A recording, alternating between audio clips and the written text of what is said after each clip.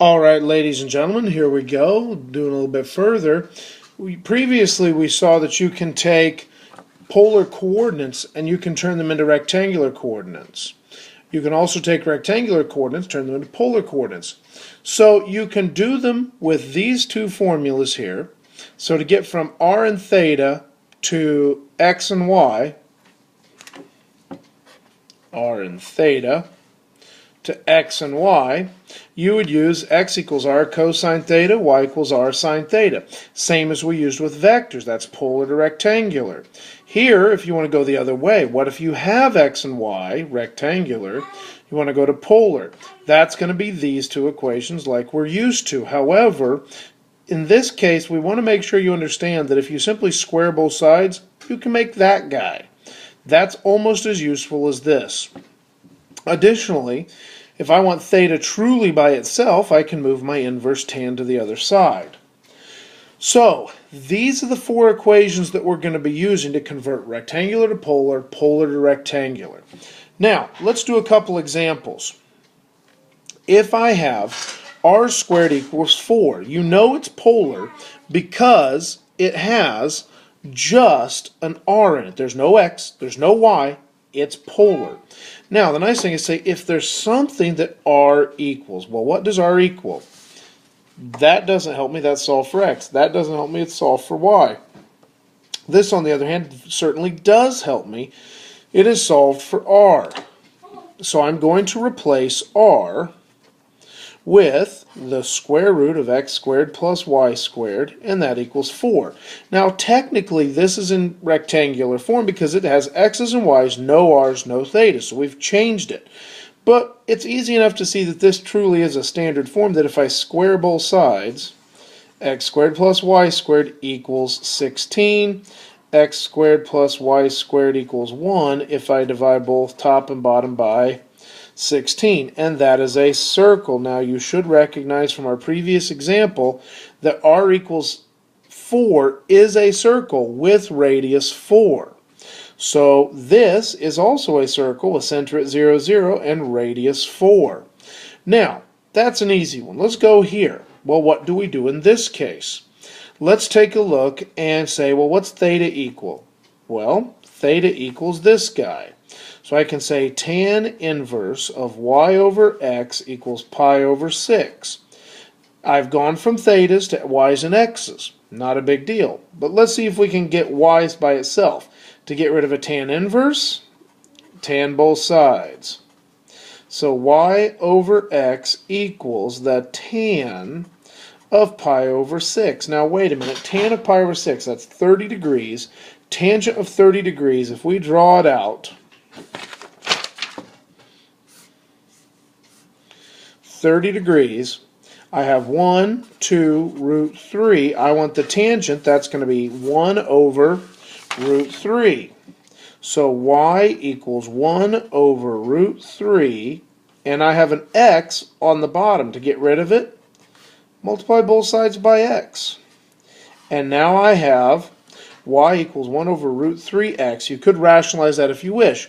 Remember, theta equals an angle is a straight line right down through whatever the angle is, and this is a linear equation. Now those two are nice pretty examples. Let's take something a bit more challenging. In this case we have r equals 2 cosine theta. I could turn this into square root of x squared plus y squared. But then I'd have 2 cosine, and I'd replace theta with tan inverse of y over x, so I have a cosine of a tan inverse, and that's just nasty.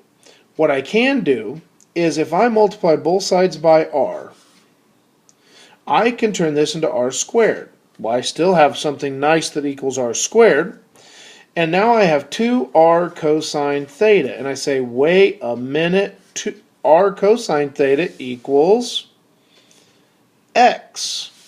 And so now I have 2x on this side, and over here r squared equals x squared plus y squared.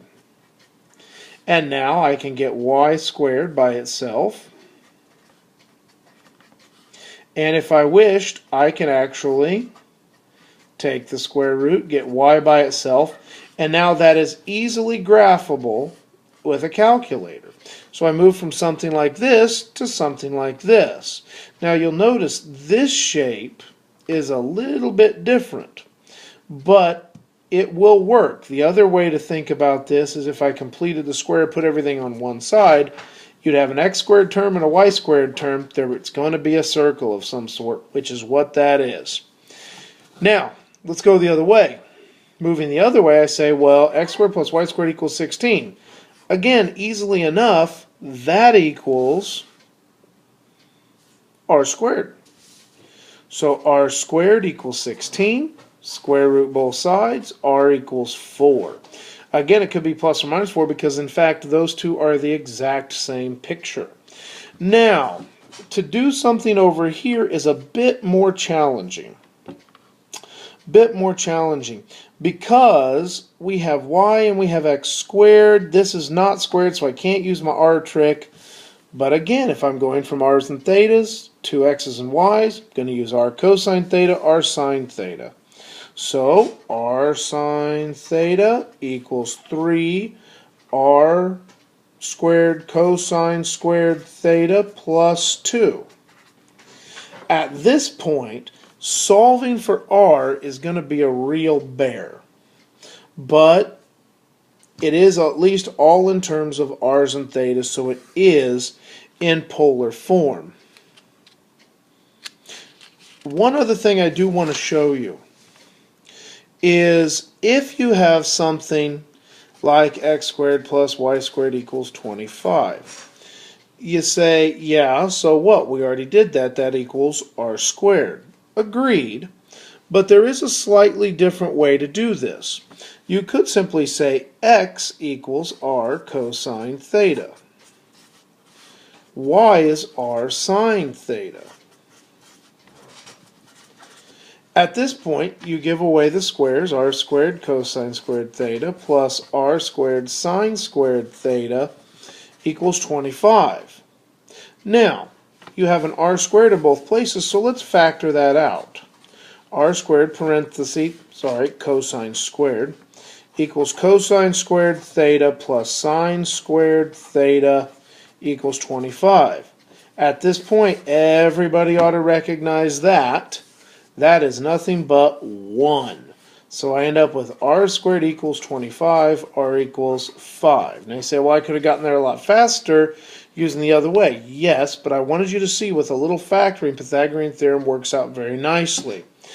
Now, I'm going to give you a couple problems that you need to do.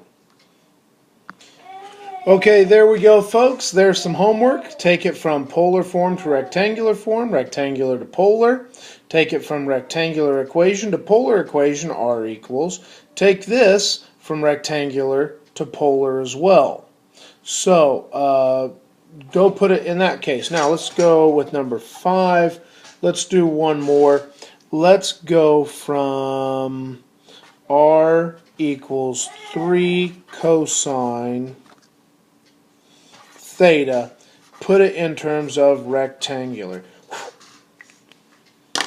So, pause the thing, write the problems down, get it done.